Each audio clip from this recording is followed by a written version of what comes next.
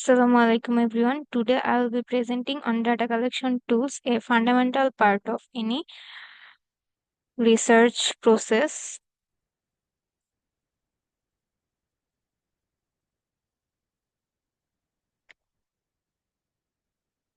In research, we rely on these tools to collect primary data, that is data that hasn't been previously collected. These tools helps us ensure that the data we gather is reliable, relevant and valid, all essential for answering our research questions accurately. Some of the most common tools used by researchers include interviews, questionnaires, focus group discussions, observations, and document reviews. Each tool has its unique strength and weakness, and the choice depends on the nature of the study and the type of data needed. In this presentation, I will go into details about one of the most widely used tools, that is interview. Interview, we can say it as the power of communication. Interviews are one of the most powerful tools for collective qualitative data. This method involves direct interaction between the researchers and the participant, allowing us to explore issues more deeply than we could through a survey or form. There are three main types of interviews.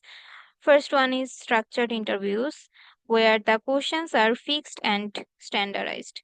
Second one is semi-structured interviews, where a guide is followed but there is room for flexibility. The third one is unstructured interviews, which are more like guided conversation.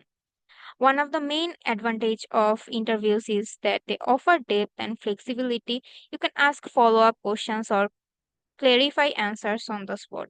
They also help build rapport with the respondent, which can lead to more honest and detailed responses. Another strength is the ability to observe nonverbal clues such as tone, body language, and facial expressions, which can offer deeper insight.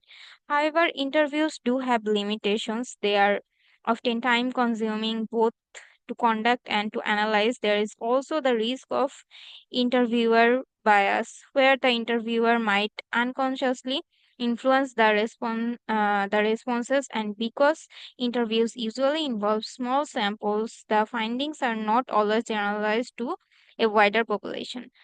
Still, in economic and social science research, interviews are incredibly valuable. They are ideal for understanding complex issues like consumer behavior, policy perceptions, or socioeconomic experience, where numbers alone can't tell the full story.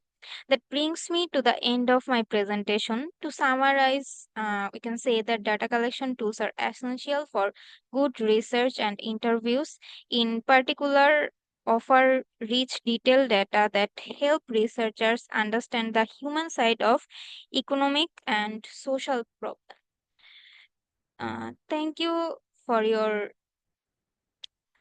Thank you for your attention. I'd be happy to take any question. If you have any question, you can write down it in the comment box.